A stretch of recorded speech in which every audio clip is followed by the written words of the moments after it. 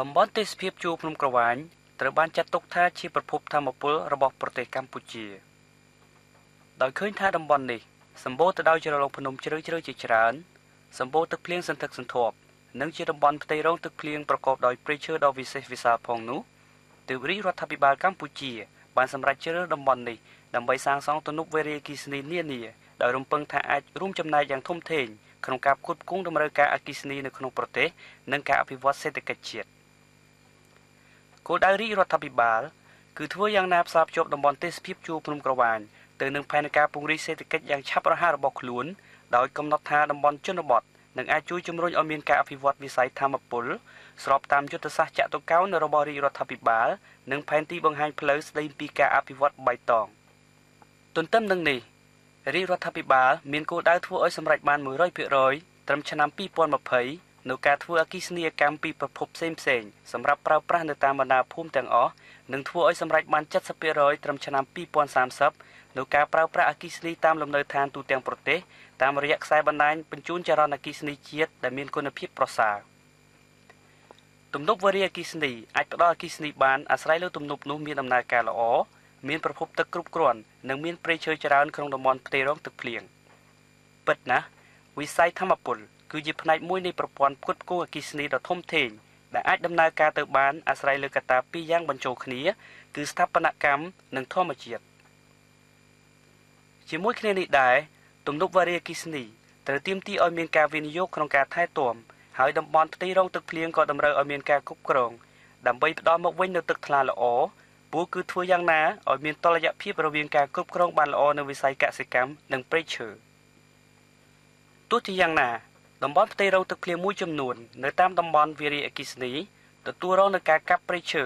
ការដុតទន្ទ្រានដីព្រៃសម្រាប់ប្រកបរបរកសិកម្មបង្កជាការគំរាមកំហែងដល់ប្រព័ន្ធជលសាស្ត្រដែលជាប្រភពផ្គត់ផ្គង់ថាមពលអគ្គិសនីរបស់ប្រទេសកម្ពុជា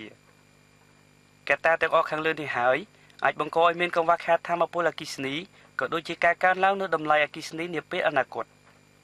បើគ្មានការយកចិត្តទុកដាក់ចំពោះការគ្រប់គ្រងតំបន់ផ្ទៃរងទឹកភ្លៀងទាំងនេះទេកម្រិតនៃការផ្គត់ផ្គង់ថាមពលដែលកម្ពុជាចង់បានពីការអភិវឌ្ឍនេះនឹងត្រូវធ្លាក់ចុះជាក់ជាមិនខានដំណោះស្រាយសម្រាប់បញ្ហាប្រឈមគឺត្រូវកំណត់ឲ្យឃើញពីរបៀបគ្រប់គ្រងតំបន់ផ្ទៃរងទឹកភ្លៀងប្រកបដោយលក្ខណៈល្អប្រសើរដើម្បីធានារណភាពនៃការផ្គត់ផ្គង់អគ្គិសនីបន្ទាប់មកត្រូវធ្វើយ៉ាងណាឲ្យមានការចូលរួមសហការពីភាគីពាក់ព័ន្ធទាំងអស់រួមមានរាជរដ្ឋាភិបាលប្រជាសហគមន៍ក្រុមហ៊ុនវារីអគ្គិសនីអ្នកចែកចាយនិងអ្នកប្រើប្រាស់អគ្គិសនីតំបន់ផ្ទៃរងទឹកភ្លៀងស្ទឹងអាតៃក្នុងតំបន់ទេសភាពជួរភ្នំក្រវាញជាឧទាហរណ៍ស្រាប់សហភាពអឺរ៉ុបបានផ្ដល់មូលនិធិដល់អង្គការសត្វព្រៃនិងរុក្ខជាតិអន្តរជាតិ FFI ក្នុងការកំណត់ពីរបៀបគ្រប់គ្រងប្រសើរបំផុតនៅរាល់តំបន់ផ្ទៃរងទឹកភ្លៀងនៃទំនប់វារីអគ្គិសនីដើម្បីធានាឲ្យមាននិរន្តរភាពតម្លាភាពនិងសមភាពសម្រាប់ប្រជាពលរដ្ឋសហគមន៍អង្គការ FFI នឹងកំណត់ឲ្យប្រកាសថាត្រូវបង្កលក្ខណៈតាមមធ្យោបាយបែបណាដើម្បីឲ្យមានការវិនិយោគលើការគ្រប់គ្រងតំបន់ផ្ទៃរងទឹកភ្លៀងឲ្យមានលក្ខណៈល្អប្រសើរតាមរយៈការសិក្សាយ៉ាងយកចិត្តទុកដាក់ទៅលើចំណុចជាបញ្ហាមួយចំនួនដូចជាសេដ្ឋកិច្ចជលសាស្ត្រវិស័យព្រៃឈើការគ្រប់គ្រងរបរកសិកម្មការចិញ្ចឹមជីវិតនិងបទដ្ឋានច្បាប់នានាក្រុមការងាររបស់គម្រោងកំពុងចាប់អារម្មណ៍ចំពោះយុទ្ធសាស្ត្រជាក់ស្ដែងថ្មីមួយដែលបាននឹងកំពុងអនុវត្តនៅតាមបណ្ដាប្រទេសនានាលើពិភពលោក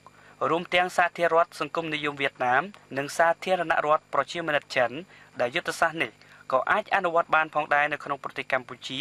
តាមរយៈការផ្ដល់ការលើកទឹកចិត្តសម្រាប់សេវាកម្មបរិស្ថានអង្គការ FFI មានបទពិសោធន៍ជាសកលក្នុងការសហការជាមួយវិស័យឯកជនរដ្ឋាភិបាលនិងប្រជាសហគមន៍សម្ដៅធ្វើឲ្យសម្រេចបាននូវការគ្រប់គ្រងធនធានធម្មជាតិដែលមានលក្ខណៈល្អប្រសើរយើងមិនទាន់ដឹងនៅឡើយទេអំពីយុទ្ធសាស្ត្រសមស្របណាមួយប៉ុន្តែតាមរយៈការសិក្សាស្រាវជ្រាវនេះគម្រោងមានគោលដៅធ្វើឲ្យសម្រេចបាននូវការយល់ដឹងកាន់តែប្រសើរឡើងអំពីរបៀបគ្រប់គ្រងតំបន់ផ្ទៃរងទឹកភ្លៀងដើម្បីឆ្លើយតបនឹងការផ្គត់ផ្គង់អគ្គិសនីនិងការអភិវឌ្ឍប្រកបដោយចីរភាពរបស់ព្រះរាជាណាចក្រកម្ពុជាដោយតម្រូវឲ្យមានការចូលរួមពីភាគីពាក់ព័ន្ធទាំងអស់សូមចូលរួមទាំងអស់គ្នាក្នុងការពិនិត្យតាមដានអំពីយុទ្ធសាស្ត្រអនុវត្តសកម្មភាពការងារនេះនៅពេលដែលការសិក្សាស្រាវជ្រាវរបស់គម្រោងត្រូវបានបញ្ចប់នាដើមឆ្នាំក្រោយនេះ